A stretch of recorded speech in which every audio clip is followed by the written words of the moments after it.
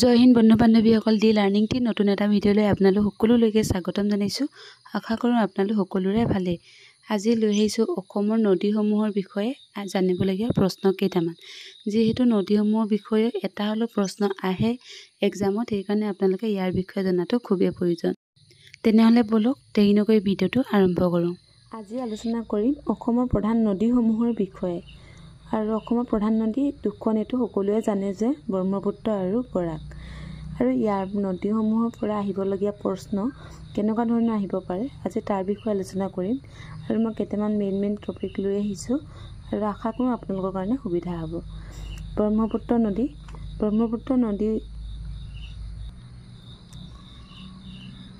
ব্ৰহ্মপুত্ৰ নৈখন তিব্বতৰ চেমায়ুংডুং নামৰ হিমবাহৰ উৎসৰ পৰা ওলাই আহি অৰুণাচল, অসম, পশ্চিমবংগ আৰু বাংলাদেশৰ মাজেৰে বৈ গৈ বংগোপসাগৰত পৰিছে। এতিয়া আমি গম পালোঁ যে ব্ৰহ্মপুত্ৰ নদীখন ক'ৰ পৰা ওলাই ক'ত পৰিছে আৰু কোন কোন ৰাজ্যৰ মাজেৰে গৈছে সেইটো আমি গম পালোঁ। আৰু এটা কথা লক্ষ্য ৰাখিব যে এইটো এনেকৈ আপোনালোকে মনত ৰাখি থ'ব নালাগে, কিন্তু এনেকৈ যদি আপোনালোকে পঢ়ি থয় বা এনেকৈ পঢ়োঁতে যেতিয়া মনত ৰ'বগৈ, তেতিয়া আপোনালোকে ইয়াৰ পৰা যদি প্ৰশ্ন আহে তেতিয়াহ'লে আপোনালোকে কৰিব পাৰিব। আৰু তিব্বতৰ চেমায়ুংডুং হিমবাহৰ পৰা ওলাইছে বুলি কৈছে, আৰু কিছুমানে মানস সৰোবৰৰ পৰা ওলাইছে তেনেকৈও কয়। আৰু কোন কোন ৰাজ্য বা দেশৰ মাজেদি পাৰ হৈছে? অৰুণাচল, অসম, পাকিস্তান আৰু বাংলাদেশৰ মাজেৰে গৈছে ব্ৰহ্মপুত্ৰ নদীখন। আৰু ব্ৰহ্মপুত্ৰ নদীখন দীঘল প্ৰায় 2880 কিলোমিটাৰ আৰু প্ৰায় 725 কিলোমিটাৰ অসমৰ মাজেৰে বৈ গৈছে। এতিয়া কিছুমানত আছে কিতাপত যে ব্ৰহ্মপুত্ৰ নদীখন দীঘল 2900 কিলোমিটাৰ বুলিও থাকে, আৰু অসমৰ মাজেদি 225 কিলোমিটাৰ বৈ গৈছে। কিন্তু সেইকাৰণে ইয়াত প্ৰায় বুলি দিয়া হৈছে, মানে আপোনালোকে অপশ্যনত যদি 2900 আহে 2900 তেতিয়া সেইটো লিখিব, যদি 2880 বুলি আহে তেতিয়াহ'লে আপোনালোকে এইটো লিখিব। এইবিলাক জানি থ'বৰ কাৰণে দিয়া হৈছে। আৰু আকৌ আৰু এটা পইণ্ট আছে যে এই নদীখনে গংগা নদীৰ লগত গোৱাগণ্ডৰ নামৰ ঠাইত মিলিত হৈছে। ব্ৰহ্মপুত্ৰ নদীখন ক'ত মিলিত হৈছে বা কোন ঠাইত মিলিত হৈছে গংগা নদীৰ লগত, তেতিয়া প্ৰশ্নৰ উত্তৰ হ'ব যে গোৱাগণ্ডৰ নামৰ ঠাইডোখৰত মিলিত হৈছে। তাৰপিছত আৰু এটা প্ৰশ্ন ইম্পৰ্টেণ্ট যে সংস্কৃতত ব্ৰহ্মপুত্ৰ নদীক লোহিত্ৰ নামেৰে জনা যায়। সংস্কৃতত ব্ৰহ্মপুত্ৰ নদীক কি নামেৰে জনা যায় বুলি যদি আহে, তেতিয়া তাৰ উত্তৰ হ'ব লোহিত্ৰ, বা ব্ৰহ্মপুত্ৰৰ পুৰণি নাম হৈছে লোহিত্ৰ। আৰু তাৰপিছত ইয়াৰ পৰা এটা প্ৰশ্ন অহা দেখা যায়, প্ৰায় আহে যে উত্তৰ পাৰৰ উপনৈসমূহ বা দক্ষিণ পাৰৰ উপনৈসমূহ, বা এনেকৈ আহিব পাৰে যে উপনৈসমূহৰ নাম দি দিব আৰু উত্তৰ পাৰৰ উপনৈ নে দক্ষিণ পাৰৰ উপনৈ বা কোনখন নদীৰ উপনৈ তেনেকৈ আহে। আৰু ব্ৰহ্মপুত্ৰ নদীৰ উত্তৰ পাৰৰ উপনৈসমূহ হৈছে যে দিবং, চিয়াং, জীয়াঢল, ৰঙানদী, দিবং, সোৱণশিৰি, ডিক্ৰং, ভৰলী, ধনশিৰি, পুঠিমাৰী, পাগলাদিয়া, মানা, সোণকোপ, গংগাধৰ। আৰু আছে উত্তৰ পাৰৰ যেতিয়া নদীসমূহ আপোনালোকে এইকেইটা পঢ়ি থ'ব, মানে এইখিনি আপোনালোকে যেতিয়া পঢ়িব তেতিয়া আপোনালোকৰ মনত ৰৈ যাব, বা যেতিয়া পৰীক্ষাত আপোনালোকৰ অপশ্যন দেখিব তেতিয়া আপোনালোকৰ মনত ৰ'ব। এনেকৈ আহিব পাৰে যে কোনখন নদীৰ উপনৈ বা কোন পাৰৰ উপনৈ, ব্ৰহ্মপুত্ৰ নদীৰ কোন পাৰৰ উপনৈ হয় বোলে সোৱণশিৰি নদীখন, তেতিয়া আপোনাৰ অপশ্যন উত্তৰ পাৰৰ লিখিব লাগিব। বা এনেকৈ আহিবও পাৰে ব্ৰহ্মপুত্ৰ নদীৰ উপনৈ উত্তৰ পাৰৰ উপনৈ কোনখন, অপশ্যন ধেৰ দিয়া থাকিব, আৰু তাৰে সোৱণশিৰি বা চিয়াং, দিবং তেনেকৈ আহিব পাৰে, আৰু তাৰ শুদ্ধটো আপোনালোকে কৰিব লাগিব। আৰু সাধাৰণতে বেছিকৈ অহা দেখা যায় যে সোৱণশিৰি নদীখনৰ পৰাই অহা প্ৰশ্ন দেখা যায়।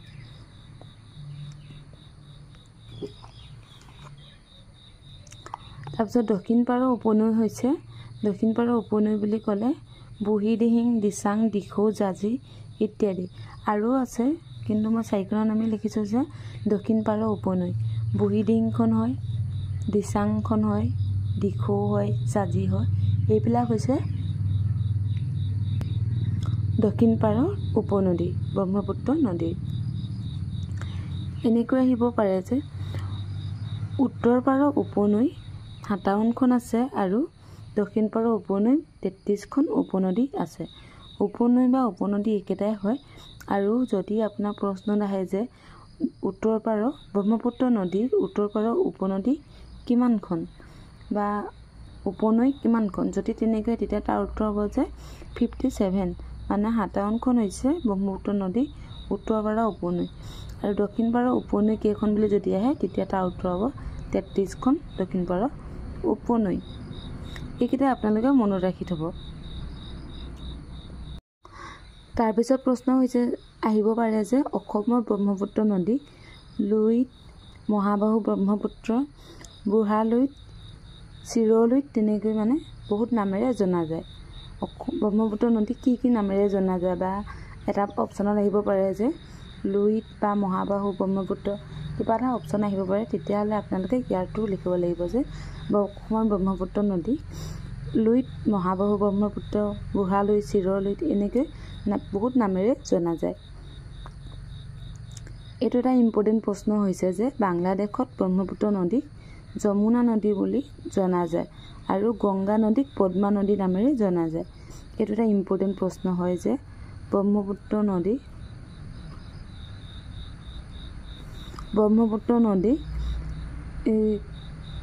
বাংলাদেশত কি নামেৰে জনা যায়, এইটো প্ৰশ্ন আহিব পাৰে। তেতিয়া তাৰ উত্তৰ হ'ব যে যমুনা নদী। আৰু এটা আহিব পাৰে যে গংগা নদীক বাংলাদেশত কি নামেৰে জনা যায়, তেতিয়া তাৰ উত্তৰ হ'ব পদ্মা নদী। এই দুটা ইম্পৰ্টেণ্ট হয় আৰু এই দুটা মনত ৰাখি থ'ব। তাৰপিছত আহিছে যে অৰুণাচল প্ৰদেশত ব্ৰহ্মপুত্ৰ নদীক চিয়াং বা দিহাং নামেৰে জনা যায়। এতিয়া এটা প্ৰশ্ন চাব পাৰে যে অৰুণাচল প্ৰদেশত ব্ৰহ্মপুত্ৰ নদীক কি নামেৰে জনা যায়, চিয়াং নামেৰে জনা যায় বা দিহাং নামেৰে জনা যায়। সেইকেইটা হৈছে ইম্পৰ্টেণ্ট প্ৰশ্ন, নদীসমূহৰ বিষয়ে আহিবলগীয়া ইম্পৰ্টেণ্ট প্ৰশ্ন। তাৰপিছত হৈছে যে চীনত ব্ৰহ্মপুত্ৰ নদী ইয়াৰলুং চাংপো নামেৰে জনা যায়। মানে ব্ৰহ্মপুত্ৰ নদীখন যিহেতু আমাৰ অসমত ব্ৰহ্মপুত্ৰ বুলি কয় আৰু যিহেতু যেতিয়া চীন দেশত এখন থাকে, চীন দেশত যিমান দেশত আগুৰি আছে সেই চীন দেশত কি বুলি কয় ইয়াৰলুং চাংপো নামেৰে জনা যায়।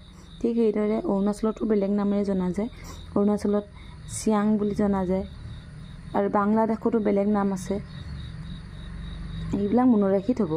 আৰু এটা প্ৰশ্ন হৈছে যে ব্ৰহ্মপুত্ৰ আৰু গংগা নদী লগ হৈ সুন্দৰবন বৰদ্বীপ গঠন কৰে।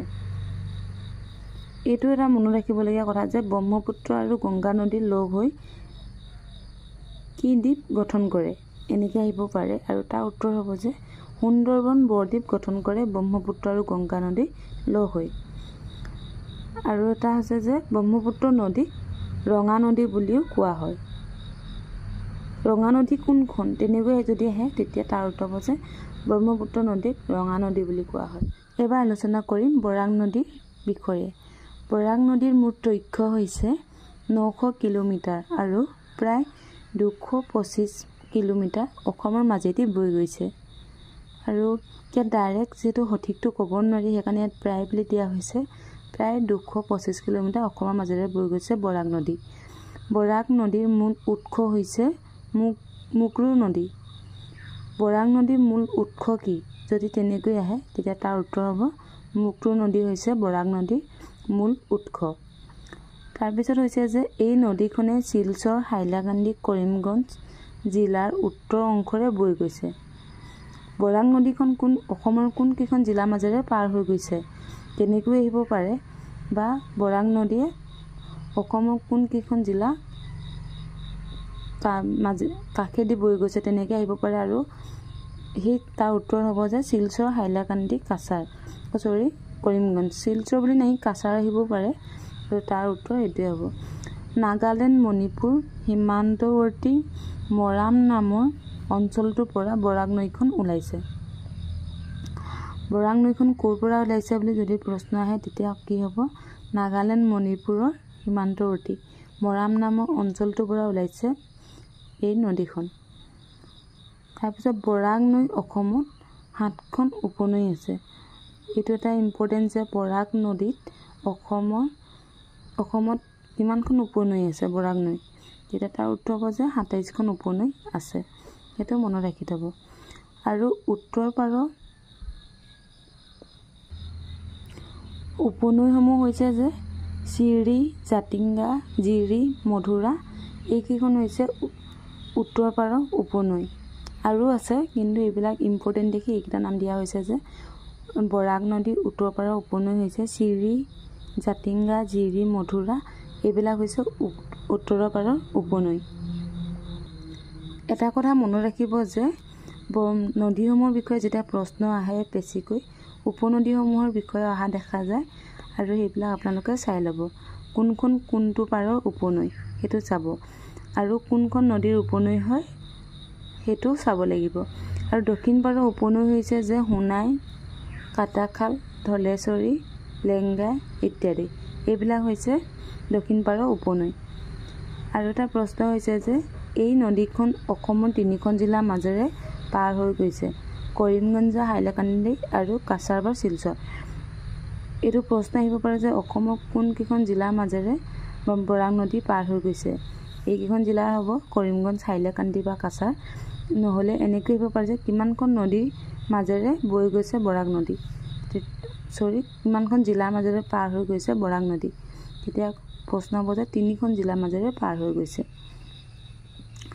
তাৰপিছত প্ৰশ্ন হৈছে যে বৰাক নদী লখিমপুৰৰ পৰা ভাঙ্গালৈ মুঠ 121 কিলোমিটাৰ নাব্য জলপথছোৱাক ভাৰত চৰকাৰে 2023 চনত দেশৰ 6ৰ্থ ৰাষ্ট্ৰীয় জলপথ হিচাপে ঘোষণা কৰে।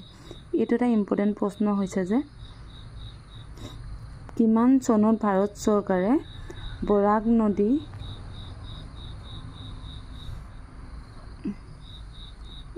ৰাষ্ট্ৰীয় জলপথ হিচাপে ঘোষণা কৰে, 6ৰ্থ ৰাষ্ট্ৰীয় জলপথ হিচাপে ঘোষণা কৰে। এইটো প্ৰশ্ন আহিব পাৰে বা ক'ৰ পৰা ক'লৈ বা কিমান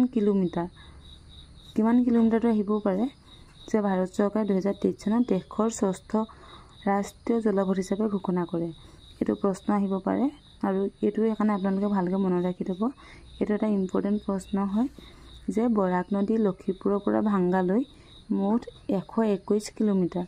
এই 121 কিলোমিটাৰ এইটো মনত ৰাখিব লাগিব। নাব্য জলপথছোৱাক ভাৰত চৰকাৰে 2023 চনত এইটো মনত ৰাখিবলগীয়া দেশৰ 6ৰ্থ ৰাষ্ট্ৰীয় জলপথ হিচাপে ঘোষণা কৰে। সেইটো আপোনালোকে মনত ৰাখি থ'ব। তাৰপিছত হৈছে যে ভাৰত বাংলাদেশৰ সীমান্তত বৰাক নৈখনে কুচিয়াৰা আৰু সুৰমাৰ নাম লৈ দুভাগত বিভক্ত হৈ বাংলাদেশত সোমায় আৰু বাংলাদেশত মেঘনাৰ নাম লৈ পদ্মাৰ লগত মিলি বংগোপসাগৰত পৰেগৈ। এতিয়া এইটো এটা খুব ধুনীয়া প্ৰশ্ন যে যেতিয়া অসমৰ পৰা ওলাই যায়, অসমৰ পৰা ওলাই গৈ যেতিয়া বাংলাদেশত বৰাক নদীখন পৰেগৈ, তেতিয়া বাংলাদেশত যেতিয়া পৰোঁতে তেতিয়া কি হৈ যায়? মাজতে দুভাগ হৈ যায়। যেতিয়া দুভাগ হৈ গৈ পিনি কি নাম লয়? এটা ভাগ লয় কুচিয়াৰা আৰু এটা ভাগ লয় সুৰমা। আৰু এই দুইটা ভাগ হৈ পিনি আকৌ বাংলাদেশত সোমায়গৈ। তো বাংলাদেশত আকৌ দুইটা ভাগ যেতিয়া লগতে সোমাই যেতিয়া লগ হয়গৈ, যেতিয়া দুভাগ হৈ গৈ বাংলাদেশত লগ হয়গৈ, তেতিয়া বাংলাদেশত আকৌ কি নাম লয়? মেঘনা নাম লয়। এনেকৈ দুটা বৈ গৈ থাকে, মাজতে এনেকৈ ভাগ হৈ গৈ আকৌ যিহেতু বাংলাদেশত লগ হয় আৰু এই বাংলাদেশত যেতিয়া লগ হ'ব তেতিয়া বাংলাদেশত কি নাম ল'ব? মেঘনা নাম ল'ব। আৰু মেঘনা নাম লৈ কাৰ লগত লগ হয়গৈ?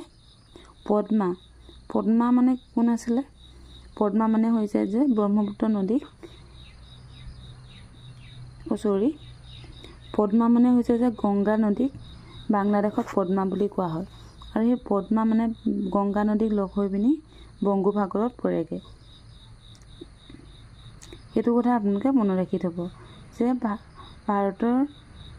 ভাৰতৰ পৰা বাংলাদেশৰ সীমান্তত যেতিয়া বৰাক নৈখন সোমায় তেতিয়া এটা ভাগত বিভক্ত হয় আৰু কি তেনেকুৱা আহিব পাৰে। তেতিয়া হ'ব যে কুচিয়াৰা আৰু সুৰমাৰ নাম লৈ দুভাগত বিভক্ত হৈ যায় আৰু বাংলাদেশত মেঘনা নাম লয় আৰু মেঘনা নাম লৈ পদ্মাৰ লগত মিলি বংগোপসাগৰত পৰেগৈ।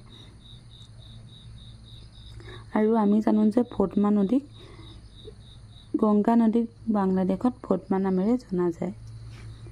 তাৰপিছত হৈছে যে বাংলাদেশত পদ্মা আৰু মেঘনা লগ হৈ মেঘনা নাম লয়। যেতিয়া পদ্মা মানে গংগা নদী আৰু বৰাক নদী যেতিয়া লগ হ'ব বাংলাদেশত, তেতিয়া সেই লগ হোৱাৰ পিছত তাক কি নামেৰে জনা যায়? মেঘনা নামেৰে জনা যায়। আজি ভিডিঅ'টো ইমানেই। ভিডিঅ'টো শেষলৈকে চোৱাৰ কাৰণে ধন্যবাদ।